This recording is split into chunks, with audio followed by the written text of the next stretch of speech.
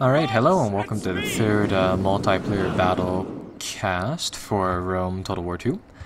Today we're going to be playing as Rome, and our opponents will actually be the Spartans, located just on top of this hill, actually. So during this battle, I had thought my opponent was deploying over here, so I kind of wanted to put my troops inside the middle of this flat field over here, but then I pulled my troops back. So after playing a lot of like cheesy battles against Rome, I kind of felt like doing the exact opposite thing and playing them and really playing with the troop cast that I was familiar with. So here we are, first Roman multiplayer match, and I've deployed us with quite a lot of veteran legionnaires. I believe I have 5 veteran legionnaire columns, and I have 4 Praetorian Guard columns, and I also have 5 gladiator squads as well as 2 of these Scorpion artillery units, just kind of moving along with their formations. And well, how I chose my lineup was that I noticed that a lot of players were setting up with Praetorian Guard flanks, very heavy infantry with a lot of attack value of 79, so they're definitely above average attackers.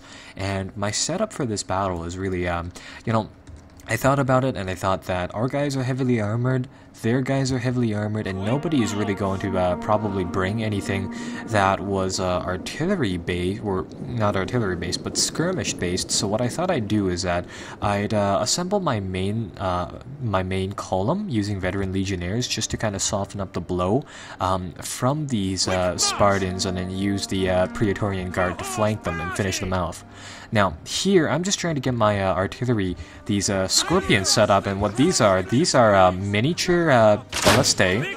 And the real good thing about them is that they have quite a long range, they're quite precise, but they also are able to hit these compact little squads quite nicely. Now, opposing us are the phalanx of the Spartans. These guys are heavy defensive infantry, which I stress on defensive. They've got heavy armor, low attack, high defense though, but they do gain a little bit of a charge bonus. So what I'm going to try to do during this battle is I'm just going to try to bait these guys to attack us, really using their attack values against themselves. And during this early period of the game, what I'm just doing is that I'm just trying to get as much harassing fire as possible onto these Spartans with our little Scorpions. And the Scorpions are kind of useful, kind of not. They're very cheap artillery. Actually, like 1/3 the price of a regular piece of artillery. But as you see here, they just don't do very much damage. But then again, these guys are pretty heavily armored. They're very accurate, and I'm just trying to get a few shots onto these Royal Spartans, really break them from there. Now, I stress that both of these factions, both us and the Spartans, are heavily formation dependent. So I think, well, whoever... well, actually, this is a replay, but the battle will be decided on who can really keep their formations the best. And I like the one guy with the javelin sticking out of his arm, but I'm seeing that the enemy is trying to take out our Scorpions. These artillery pieces are fairly cheap, so I'm not too worried about it. I'm actually glad that they're shooting our columns over here than wasting their ammunition on something more valuable. So we are taking a lot of fire, and in the meantime, again, we are trying to hit his back line of elite infantry. Our opponent has bought essentially completely elite infantry. These Royal Spartans cost about 1,000 pieces each, whereas my artillery cost about 500 pieces of gold each, just to give you guys a comparison. So my enemy here, he is trying to harass me with a lot of this mounted harassment cavalry and a lot of these phalanx. I think there was an opportunity for me to go against these phalanx. So I sent up some of these gladiator spearmen, but they just weren't able to do the trick. But I was able to redraw them, so that was a good thing. These guys, low on armor, but I had to keep something around to deal with horses. So that's kind of how these guys came out. Now I'm charging them left and right, and I'm really just trying to put these guys somewhere where I can just kind of commit them. But ultimately, at the end, I've decided to pull them back.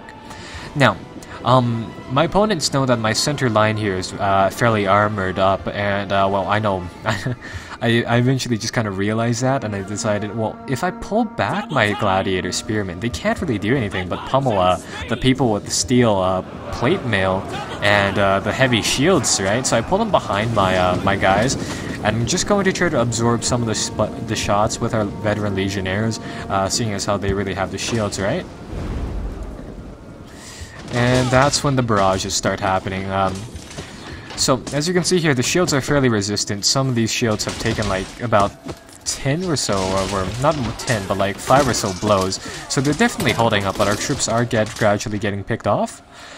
So, like I said, this battle is about keeping formation. So, during the little skirmish phase here, I'm mandated on keeping our lines the same. We can take this skirmish fire to some degree. And really here, when my units were down to 80 units each, I felt like it was time to move forward. But how was I going to move forward is the strong point. Again, I still want to bait the Spartans to attack us. So what I'm going to do is that I am going to slow boat my legionnaires forward, keeping careful watch on my flanks. The Spartan player will try to harass me around my flanks with their units, but you know, in this battle, I'm fine with that. If we take a few losses, that's fine. And I'm really just doing a snail crawl's advance, hoping that my enemy here will think, oh my god, we're being attacked. Why don't I countercharge him and, you know, give me some sort of early game advantage? And that's exactly where he kind of falls for this pitfall. He charges his defensive hero units with low attacks lower than our veteran legionnaires here. These are heroes of Sparta. Unfortunately, they don't come in packs of 300, but they do hit our lines. They do buff themselves up with a little thing. I'm not really sure what buff they gave themselves here, but they smash into our veteran legionnaires line. Over here, I'm juggling my troops. I'm sending my Spartan, I'm sending my gladiator spearmen off into a distance to kind of deal with the enemy over there.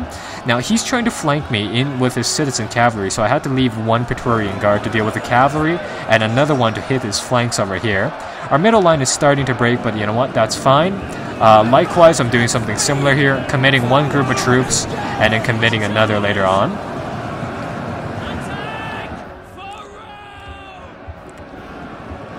And as soon as our gladiator spearmen were able to get back, we kind of redeployed them. The key thing about this battle here is it's mainly against spears against swords.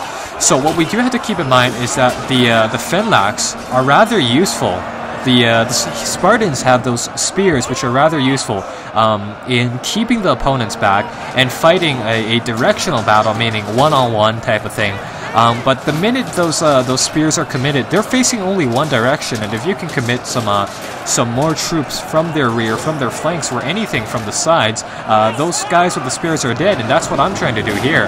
I'm trying to get behind the Spartan line as much as possible, preferably with these Praetorians. And I'm really trying to get back behind their lines as much as possible, simply because that flanking bonus against those spears are just so great. And you'll see here, immediately after the troops are just kind of engaged behind the Spartans, we start really winning the battles.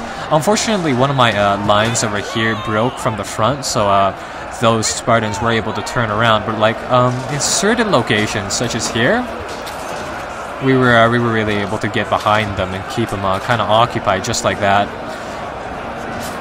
Gonna see if there's any good camera settings. It got to the point where I was just focusing on encircling the enemy. So I even picked up those scorpion like crewmen, and I was even using them as a sort of melee infantry, just sending them into the fray no matter what units I had. So massive brawl outside in the middle over here. Yeah, definitely a big battle going on. Our Praetorian Guard are starting to get tired, and during this fight, I've been using the use the whip command a lot, which is giving us a temporary bonus to our fighting capabilities, but lowering our ability to, or lowering our fatigue in the process. So this is a battle that was kind of won, again, using formations and just kind of really upping up those abilities. You'll see here that our guys green lighted up, used those abilities, and then, you know, I really started to just press upon those flanks. At this point, I was trying to kind of deal with this troop right here, and then move towards the troop over there. So that was kind of my game plan at the time here. So again, really about keeping those formations together. Our troops are just kind of smashing into the back lines here, flanking one division of these Roman Royal Spartans, and then we were attacking this column inside the flank. just kind of evening up the fight, really, now that we are attacking a unit with high defense. And over here, we're doing something similar. These Royal Spartans are tired, so they are also taking quite a lot of losses. The enemy had to run from the hill all the way to meet us on the field of glory here, so they had quite a little bit of exercise before the actual fighting. And eventually they broke. Mainly, you know, heavy abilities and just a bad unit lineup, really. So there we go. That was kind of the end of that battle. A lot of casualties on both sides, and I do believe the battle ended. Unfortunately, I don't seem to be able to pull up any resulting pages here, but I do believe the battle ended with a kill ratio of 1-to-1 on each side. I do believe we actually lost more people than the Spartans, but ultimately we did manage to win the fight, so that was kind of cool. So that is, yeah, that's pretty much this battle in a brief. Just a lot of these heavy elite infantry fights, really down to just formations, abilities, and a little bit of flanking here and there.